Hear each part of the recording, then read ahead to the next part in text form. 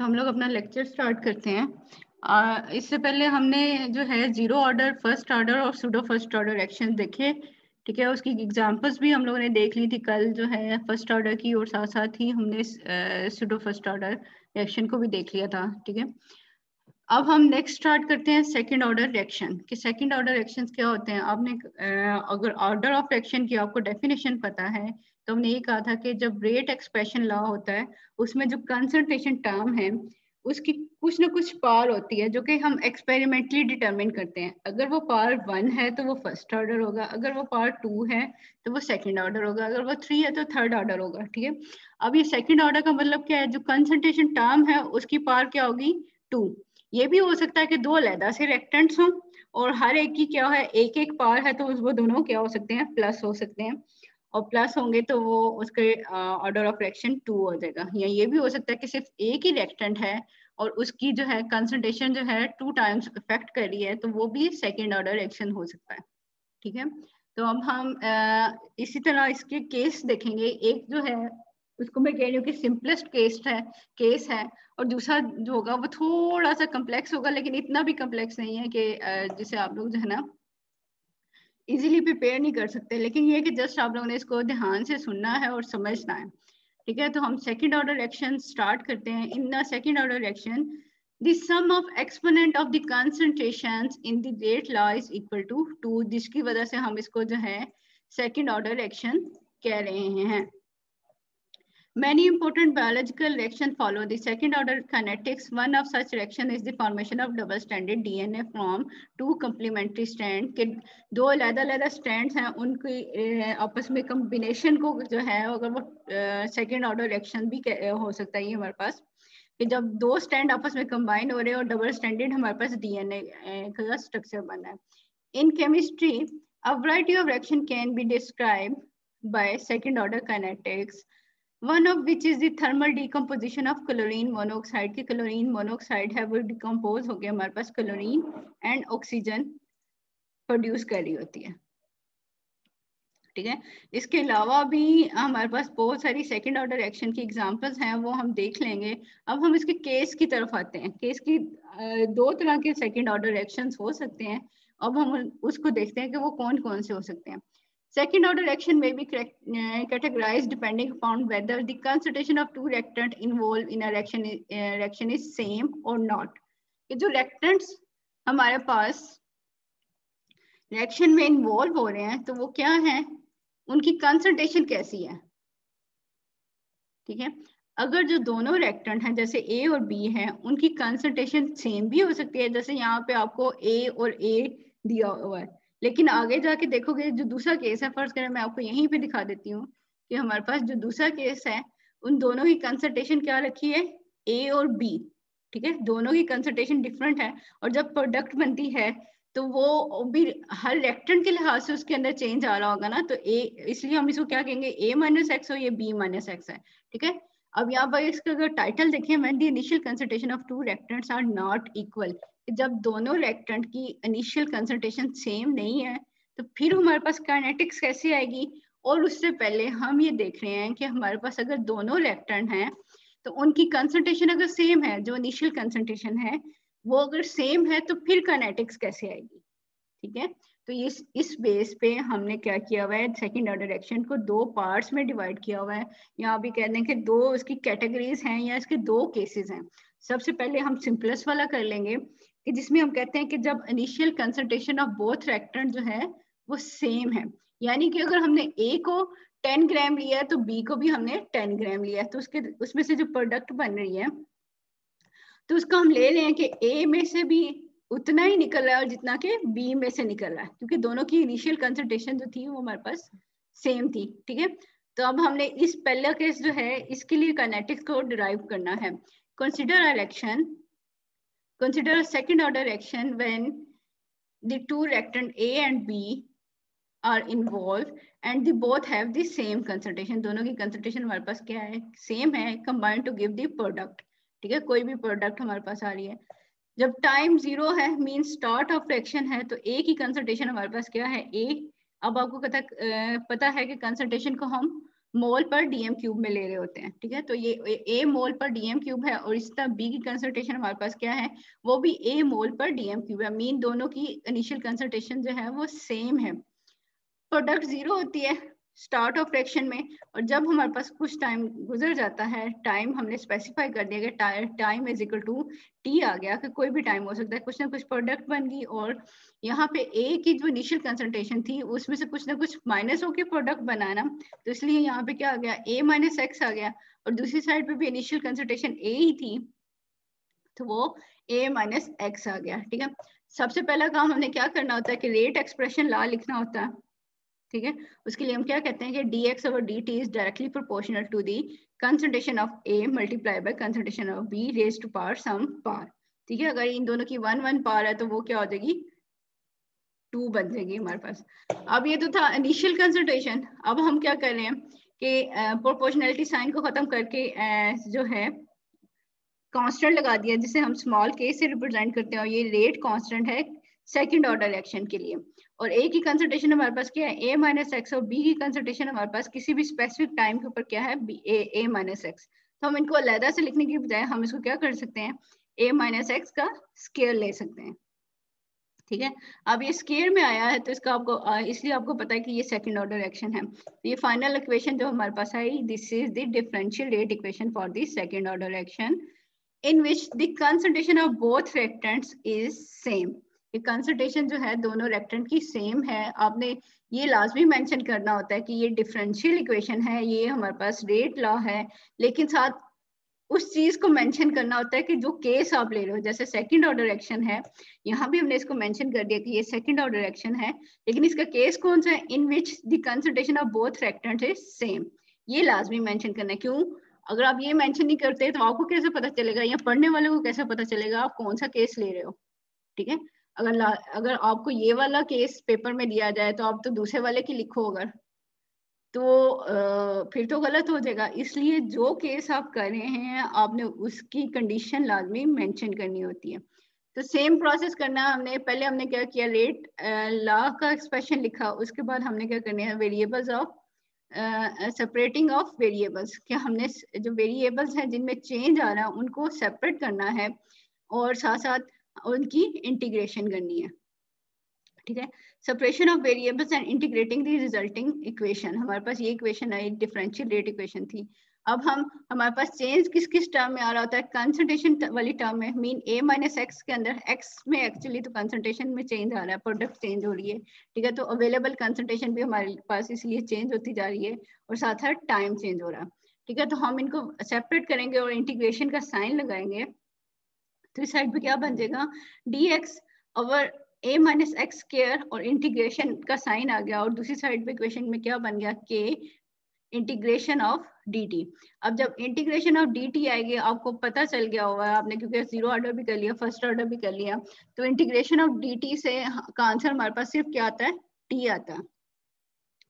इसकी simplest form क्या है कि इंटीग्रेशन और डिफरेंशिएशन आपस में ऑपोजिट होते हैं, तो ये कैंसिल आउट हो गया और सिर्फ t रह गया, और एक इंटीग्रेशन का कांस्टेंट आता है। अब ये जो दूसरी तरफ हमारे पास जो है इंटीग्रेशन है इस टर्म की, ये मैंने आपको जो पेज दिए थे व्हाट्सएप पे किए थे उसमें इसको सॉल्व भी किया हुआ है, लेकिन मैं फिर भी आपको साथ साथ जो है ना इसको थोड़ा सा इन्फॉर्मेशन दे देती हूँ कि आपने करना क्या है।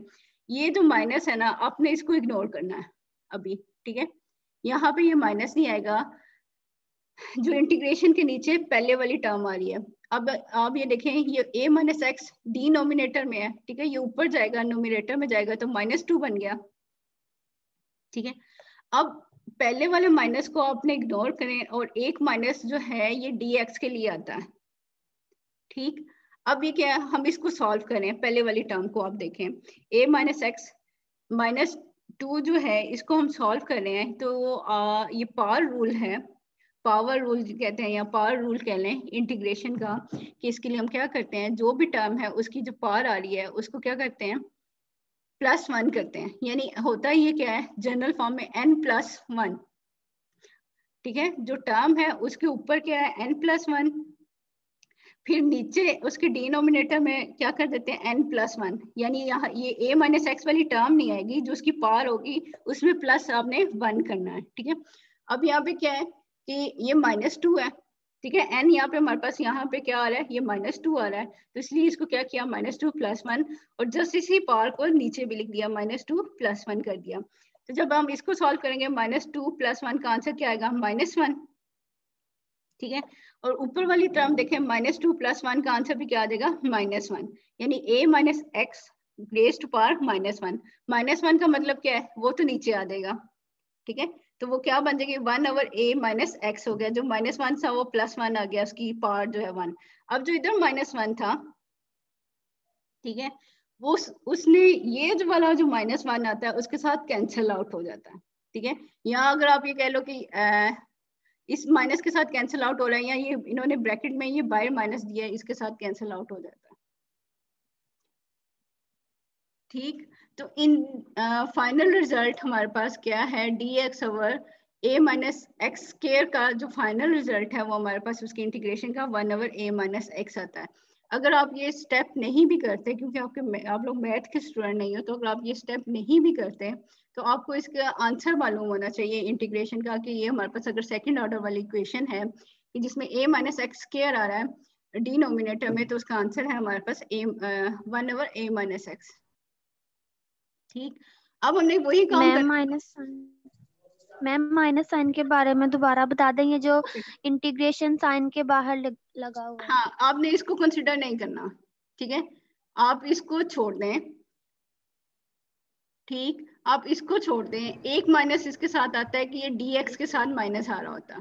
ठीक है, अब यानी इक्वेशन में एक एक्स्ट्रा माइनस है, वो माइनस, और जो ये जो डिनोमिनेटर में माइनस है ना, -2 + 1।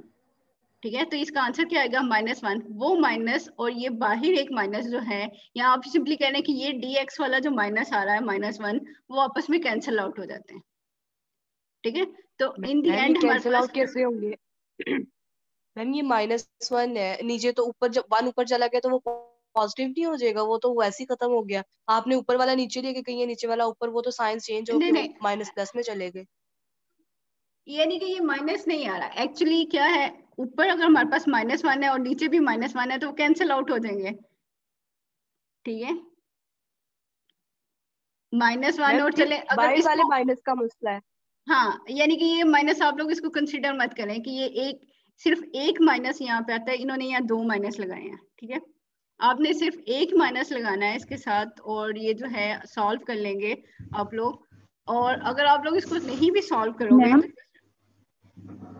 मैम ऊपर -1 dx है, और फिर जो नीचे इक्वेशन लिखी हुई है उसमें तो dx नहीं है, वो कहाँ जाता है? जब उसकी तो यहाँ इंटीग्रेशन और से समझ ही नहीं आई।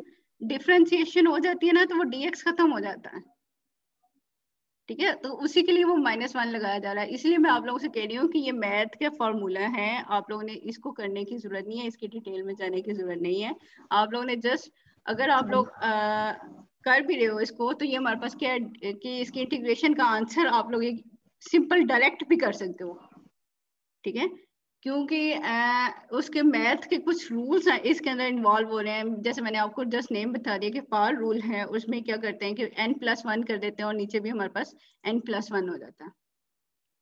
ठीक, तो इसकी डिटेल में जाने की जरूरत नहीं है, क्योंकि इन्होंने यहाँ पे एक माइनस जो है वो एक्स्ट्रा लगाया हुआ है, जिसकी वजह से आप लोग जो है वो कंफ्यूज हो रहे हो।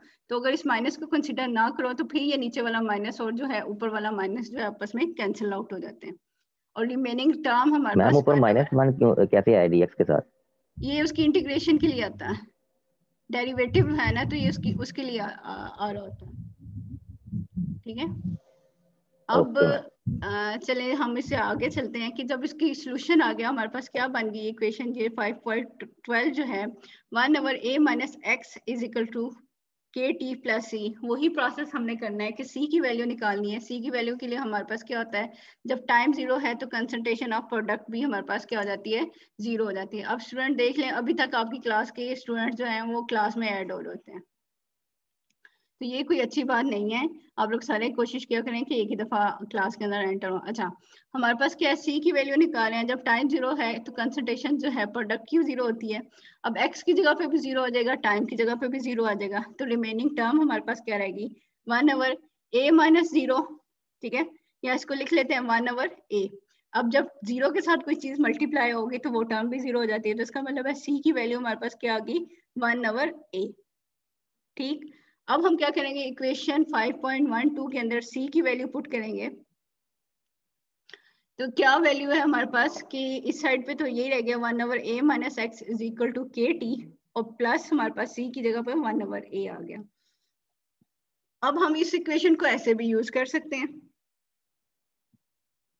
या फिर हम इसको थोड़ा सा रीअरेंज भी कर सकते हैं। अगर हम ऐसे यूज करते हैं तो आपको पता है ये हमारा कंसंट्रेशन टर्म हमारे पास वाई एक्सिस टाइम के साथ इसका ग्राफ बनेगा, टाइम के साथ जो भी टर्म होगी वो इसकी स्लोप, और ये प्लस 1/a जो है हमारे पास सी की वैल्यू है, ठीक है। तो ये हमारे पास क्या बन जाएगा, इंटरसेप्ट बन जाएगा। तो जब हम प्लॉट बनाएंगे कंसंट्रेशन टर्म का 1/a माइनस एक्स का टाइम के साथ, तो स्लोप की वैल्यू क्या है हमारे पास के, और ये अब रीजन से स्टार्ट नहीं हो रहा, मीन यहाँ कॉर्नर से स्टार्ट नहीं हो रहा, यहाँ जीरो से स्टार्ट नहीं हो रहा, बल्कि यहाँ पे कोई ना कोई वैल्यू होगी जिसे हम इंटरसेप्ट कहते हैं, ठीक। इसी तरह हम क्या कर सकते हैं, अब इंटरसेप्ट हमें क्या बता रहा है कि इंटरसेप्ट की यहाँ कोई वैल्यू होगी, वो वैल्यू हमें मालूम हो तो हम क्या है इनिशियल कंसंट्रेशन निकाल सकते हैं यहाँ पे। अब वरना हम क्या करें कि इसी इक्वेशन को 5.13 को रीअरेंज अगर हमने करना हो, तो ये इक्वेशन के साइड पे प्लस 1/a है, तो अगर ये इक्वेशन की दूसरी साइड पे जाएगा तो ये क्या बन जाएगा, माइनस 1/a बन जाएगा ना। तो यही काम इन्होंने किया कि ये दिस साइड से प्लस 1/a को रीअरेंज करके इक्वेशन की दूसरी साइड पे लेके आए, तो ये 1/a जो है वो माइनस में आ गया, ठीक।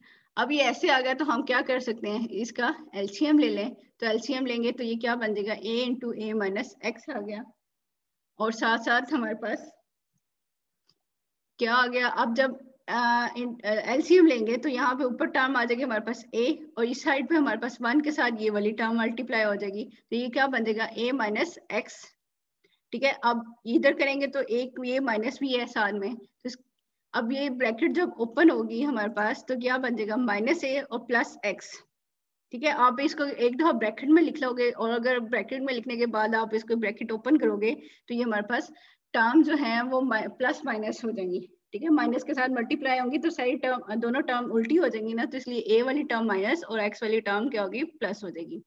अब यहाँ पे हमारे पास क्या है, ये a प्लस में और ये a माइनस में है, तो a कैंसिल आउट हो गया, रिमेनिंग हमारे पास क्या रह गया x, ठीक है। ये टर्म ऐसी रहेगी। इस साइड पे हमारे पास फिर फाइनल इक्वेशन क्या बन गई, x over a into A minus x is equal to KT। अब यहाँ से a इक्वेशन की दूसरी साइड पे जाएगा तो मल्टीप्लाई हो जाएगा, क्योंकि यहाँ पे डिवाइड हो रहा था, डिनोमिनेटर में था तो दूसरी साइड पे गया तो मल्टीप्लाई हो रहा है। तो ये हमारे पास क्या है, फाइनल इक्वेशन है हमारे पास सेकंड ऑर्डर एक्शन की। अब यहाँ पे इसको देखें तो यहाँ पे अब आप लोगों के पास कोई इंटरसेप्ट की वैल्यू नहीं है, तो इसका मतलब है ये वाला ग्राफ जो है वो ओरिजिन से स्टार्ट होगा। This is the equation for the straight line passing through the origin. Following results can be deduced from this equation. हमें क्या क्या रिजल्ट मिले हैं, तो हम अगर प्लॉट बनाएं x over a minus x का टाइम के साथ, तो a और k हमारे पास क्या है, स्लोप के इक्वल आ जाती है। अगर हमें स्लोप की कोई वैल्यू मिल गई है, इनिशियल कंसंट्रेशन हमें मालूम है, तो हम रेट कांस्टेंट को की वैल्यू निकाल सकते हैं। अगर हम रेट कांस्टेंट की वैल्यू निकाल ली, हमें पता चल जाएगा कि फिर हम क्या करेंगे कि हम रेट के यूनिट निकाल लेंगे, ठीक है। यूनिट निकालेंगे तो हमें पता चल जाएगा कि कौन सा रिएक्शन है, फर्स्ट ऑर्डर है, जीरो ऑर्डर है या सेकंड ऑर्डर है। क्योंकि अगर आपने पिछले वाले प्रिपेयर किए हैं तो आप देखोगे कि जीरो ऑर्डर के यूनिट्स डिफरेंट हैं, फर्स्ट ऑर्डर के यूनिट जो हैं वो डिफरेंट है, और अभी आप देखोगे कि सेकंड ऑर्डर रिएक्शन के यूनिट जो हैं वो डिफरेंट है। आप यूनिट देख के बता सकते हो कि ये हमारे पास कौन सा रिएक्शन है, ठीक है। अगर हम यहाँ पे इसके यूनिट्स देखें तो कैसे निकले हैं, ऊपर क्या है हमारे पास कंसंट्रेशन टर्म, कंसंट्रेशन हम किस में लेते हैं, मोल पर डीएम क्यूब। नीचे हमारे पास क्या है, a माइनस एक्स, मीन ये भी कंसंट्रेशन है। इधर हमारे पास 1/a और t जो है, a हमारे पास क्या है, कंसंट्रेशन, ठीक है, डिनोमिनेटर में मोल पर डीएम क्यूब आ गया, और टाइम हम किस में ले रहे हैं, सेकेंड में। अब यहाँ पे जो टर्म कैंसिल आउट हो रही है तो हम क्या करेंगे, उन टर्म्स को कैंसिल आउट कर लेंगे। तो ये मोल पर डीएम क्यूब कैंसिल आउट हो गया। रिमेनिंग हमारे पास क्या रहेगा, 1/, मोल पर डीएम क्यूब पर सेकेंड, ठीक है।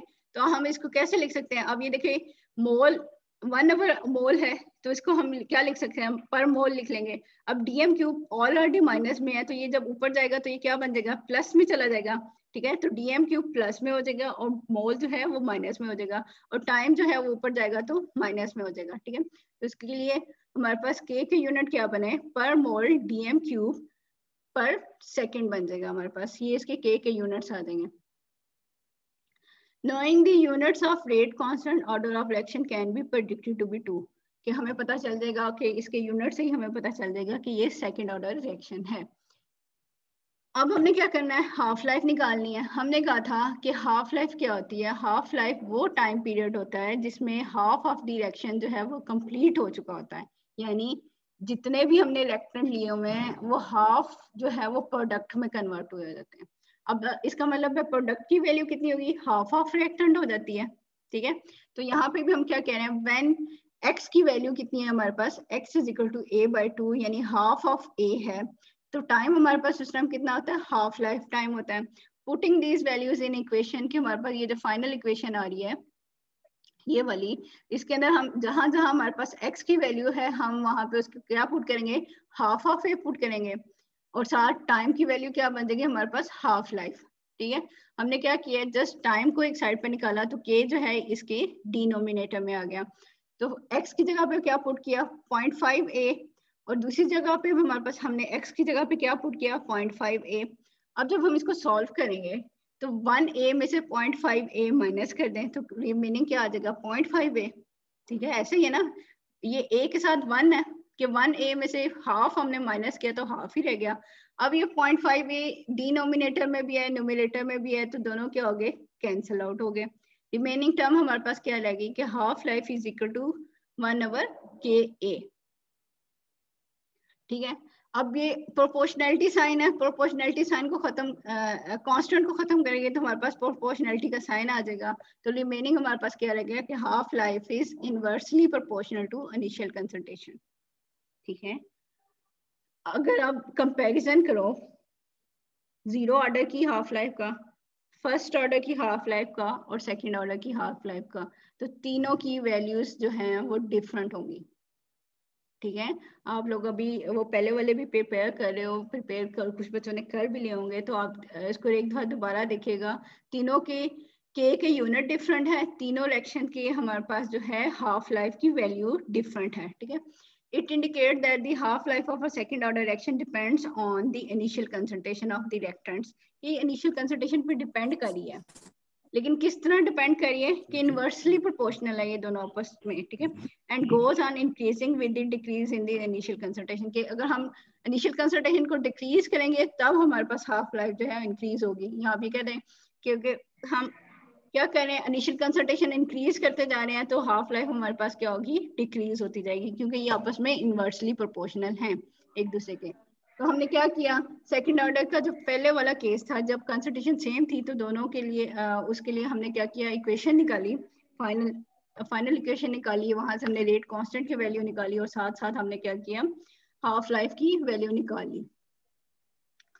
साथ साथ आप लोगों को कुछ छोटे छोटे न्यूमेरिकल्स दिए हुए हैं कि अगर आप इनको सॉल्व कर लें, खुद से सॉल्व करें, इनको समझें तो वो आप लोगों को और ज्यादा क्लियर हो जाएगा, ठीक है।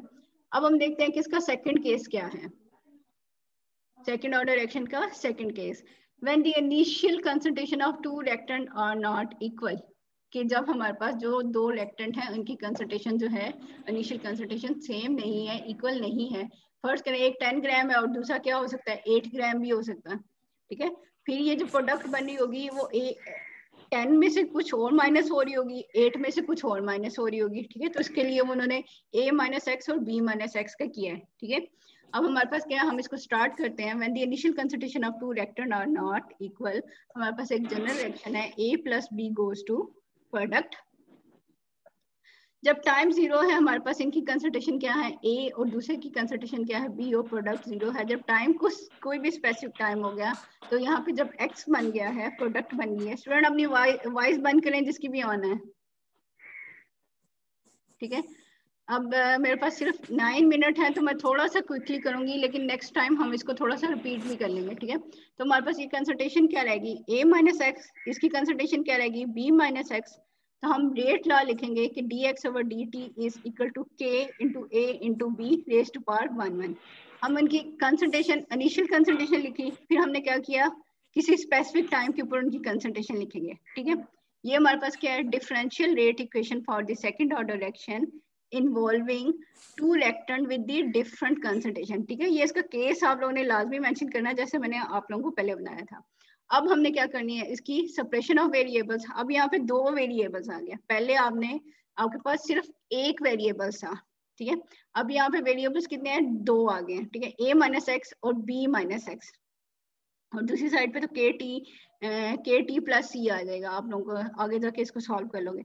अब इशू यहाँ पे आता है कि जब हमारे पास दो वेरिएबल्स आ जाते हैं, अब ये देखो a माइनस एक्स है जो कि मल्टीप्लाई हो रहा है b माइनस एक्स के साथ, यानी दो वेरिएबल्स हैं और दोनों डिनोमिनेटर में है, तो इनको सॉल्व कैसे करना है।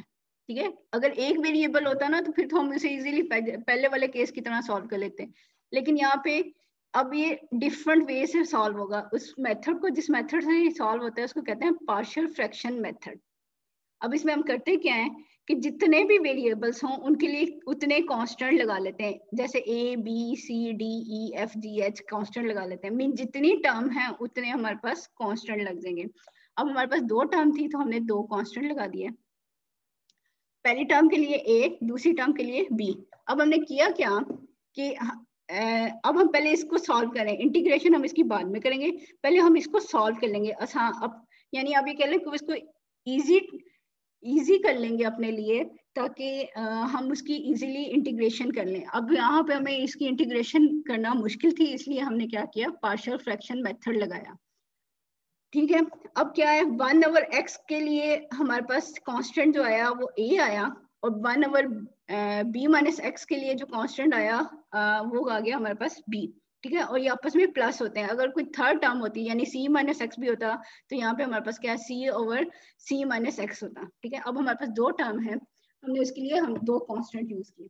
अब हम क्या चाहते हैं कि ये जो पहली वाली टर्म है ये 1 हो जाए। यहाँ पे 1 होने के लिए क्या कर सकते हैं हम कि इस पूरी इक्वेशन को a minus x multiply by b minus x से मल्टीप्लाई कर दें। इधर ये मल्टीप्लाई होगा तो कैंसिल आउट हो जाएगा ना, तो यहाँ क्या रह गया, 1।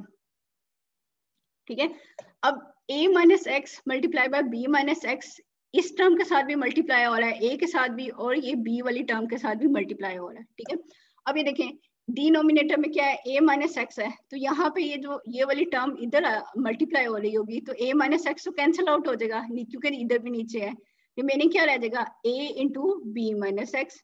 इसी तरह हमारे पास क्या है, b वाली साइड में अगर ये वाली टर्म मल्टीप्लाई हो रही है तो b माइनस एक्स यहाँ डिनोमिनेटर में है, तो ये टर्म ऊपर जाएगी, b minus x cancel out हो जाएगा, तो b के साथ क्या रह गया, b into a minus x. तो ये इसी तरह 5.17 इक्वेशन जो है वो बन जाती है।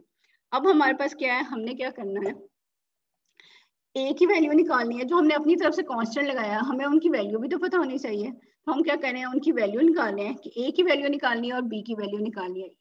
तो इसके लिए हम क्या करते हैं, पहले वाली टर्म ले लेते हैं कि हम कंसिडर करते हैं a minus x is equal to 0। a minus x is equal to 0, तो यहाँ से अगर हमने x की वैल्यू निकालनी है तो x यहाँ माइनस में है, तो इक्वेशन की दूसरी साइड जाएगा तो प्लस हो जाएगा, यानी x is equal to a आ जाएगा। अब ये x is equal to a है, तो इसका मतलब है ये जो 5.17 आ रही है इक्वेशन, तो जहां जहां x है हम वहां पे उसकी वैल्यू पुट कर सकते हैं a। ठीक है, यही हमने काम किया कि 5.17 को देखें, इस साइड पे 1, इधर a, b माइनस a आ गया, तो यहाँ पे क्या बन गया, b माइनस a। दूसरी साइड पे क्या है, प्लस b, और a माइनस a आएगा, तो a माइनस a जैसे 1 माइनस 1 क्या हो जाता है, 0 हो जाता है, तो यहाँ पे भी a माइनस a जो है वो 0 हो जाएगा, तो यानी b की टर्म खत्म हो गई, तो a की टर्म क्या रहेगी कि यहाँ पे हमारे पास क्या आएगा, 1 is equal to a into b minus a। ऐसा ही है। अब ये जो है हमारे पास, अगर हमने a की वैल्यू निकालनी है तो a is equal to 1/b minus a बनेगा, लेकिन आप ये देखियो इसके साथ माइनस लगाया हुआ है, -1 के साथ मल्टीप्लाई इसलिए किया है कि हम इसको जब -1 के साथ करेंगे तो ये माइनस माइनस प्लस हो जाएगा और b की वैल्यू माइनस में आ जाएगी। स्टूडेंट अब 4 मिनट रह गए हैं, तो जो है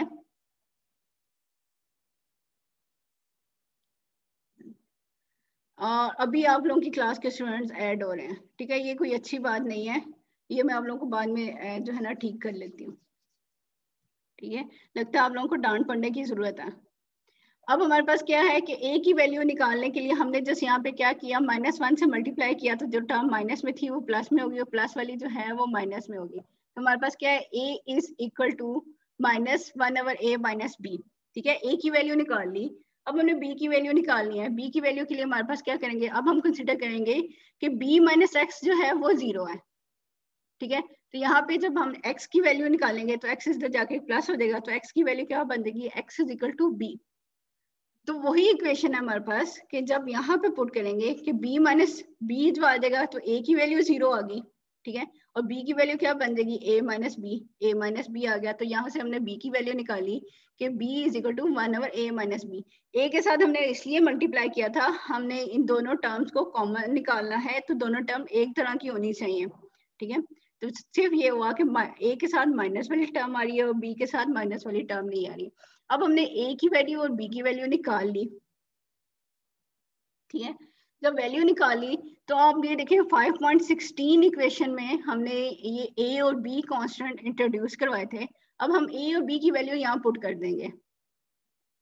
ठीक, अब हमने यहाँ पे जो वैल्यू पुट की तो ये टर्म हमारे पास क्या बन गई, इस साइड पे तो यही है 1/a minus x minus multiply by b minus x. इस साइड पे क्या आ गया, a की वैल्यू पुट की माइनस 1/a माइनस बी, क्योंकि ये डिनोमिनेटर में आ रहा है तो इसको इन्होंने ऐसे लिख दिया है minus 1/a minus b multiply by, ये इक्वेशन में a माइनस एक्स था। ठीक है, दूसरी साइड पे प्लस b की वैल्यू क्या है हमारे पास, वो प्लस में है तो इसलिए यहाँ पे प्लस आ रहा है हमारे पास 1/a माइनस बी, और ये 1/b माइनस एक्स जो था वैसे ही आ गया। अब आप ये देखो कि इस टर्म में अब हमारे पास हम इस टर्म की जो है इंटीग्रेशन कर सकते हैं, लेकिन उससे पहले हमने करना क्या है कि उससे पहले हमने ये जो कॉमन कोई टर्म है तो उसको निकाल लेना है। ठीक है, इसको कॉमन टर्म हमारे पास क्या है 1/a माइनस बी है, उसको हमने कॉमन निकाल लिया। तो यहाँ पे रिमेनिंग क्या रह गया, माइनस 1/a माइनस एक्स और इधर प्लस 1/b माइनस एक्स। ठीक है, इस लंबी सारी को करने की बजाय एक दो ये तीसरी वाली जो इक्वेशन है ना, आप इसको देखें, इसकी इंटीग्रेशन भी आप इजी वे में कर सकते हैं कि ये माइनस अंदर ही रहने दें, सिर्फ और सिर्फ आप 1/a माइनस बी को कॉमन निकालें। ठीक है, अब अगर आपको फर्स्ट ऑर्डर वाली इक्वेशन याद है कि वहां पे हमारे पास क्या था, 1/a माइनस एक्स था। ठीक है, अब उसका आंसर क्या आ रहा था आप लोगों के पास, minus log natural a minus X आ रहा था। ठीक है, अगर ये माइनस लॉग नेचुरल के साथ है तो अगर ये वाला माइनस होके ही क्या बन जाएगा, प्लस बन जाएगा। दूसरी साइड पे हमारे पास क्या है कि dx है हमारे पास b माइनस एक्स की, तो जैसे a माइनस एक्स की आई है उसी तरह b माइनस एक्स का भी आएगा। तो उसके लिए वैल्यू क्या बनेगी, minus log natural a minus b minus x बनेगा, क्योंकि ये b माइनस एक्स है। ठीक है, अब यहाँ पे दरम्यान में प्लस था और आंसर हमारे पास माइनस में आ रहा है तो ये माइनस ही देगा। तो इसको हम क्या कर सकते हैं कि माइनस में जो टर्म होती है वो क्या हो जाती है, डिनोमिनेटर में आ जाती है।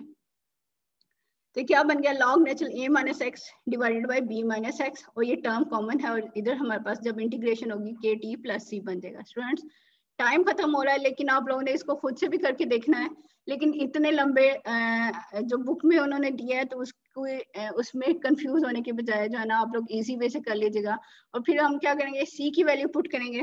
c की वैल्यू के लिए 1/a minus b into log natural a over b आएगा। c की वैल्यू इधर आएगी, इक्वेशन में दूसरी साइड पे जाएगी, दूसरी साइड पे जाएगी तो कॉमन आ जाएगा, और ये जो माइनस के साथ टर्म है तो वो क्या है, a नीचे आ गया और b जो है ऊपर आ जाएगा। आप लोगों ने इसको करके देखिएगा, लेकिन मैं इसको दोबारा भी एंड से जो है ना आप लोगों को रिपीट करवा दूंगी क्योंकि टाइम खत्म हो गया। स्टूडेंट्स अटेंडेंस ले लें आप लोग, CRGR।